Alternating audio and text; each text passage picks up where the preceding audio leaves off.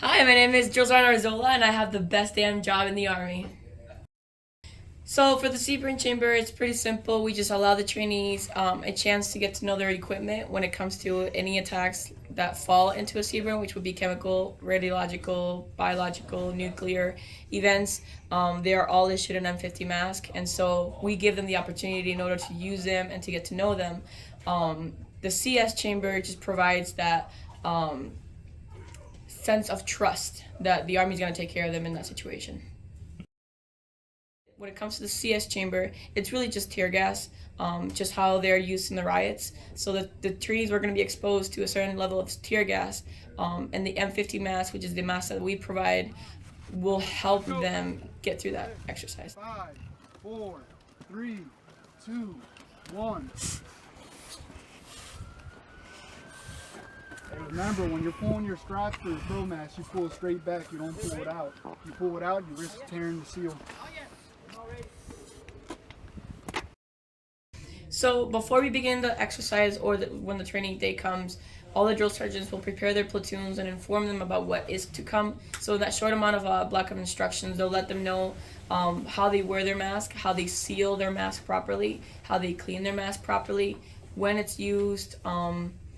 It's just sort of all the components that go into maintaining a proper mask. And then after that, when the day does come, then we'll just form them up outside. We'll let them know we're about to begin the CBRN chamber. At that time, we'll let them know, like, hey, maybe you should not be eating too much, or maybe not consume as much dairy, because the tear gas could affect some vomiting and nausea while they go through the exercise. So we'll give them that safety brief.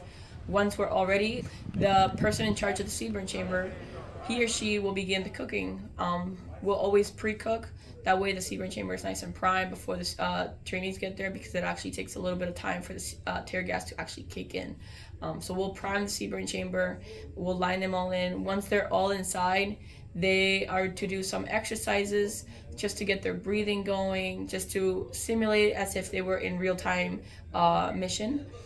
We'll then tell them that they need to move their head certain ways. That way we ensure that they have a proper seal. And if they do not have a proper seal, then they'll know what that feels like, because their tear gas will start to go through their mask and they'll start affecting their eyes and tearing up, and their nose will start to run.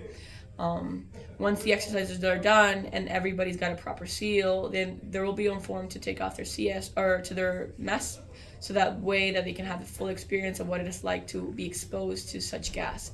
The trainees usually have a strong reaction to it. They start coughing, their eyes get really red, they'll start tearing up, they'll want to vomit. At that point, the people in charge of the CBRN chamber, usually drill sergeants, they'll guide them outside. They'll tell them that to open up their eyes, to stop rubbing their face, to flap up their hands. That way that the wind helps kind of shake off the tear gas that's in their uniform. Once that calms down, and the trainees will get water, and then we'll just revisit everything. We'll talk about how it was and what could be better for the next training.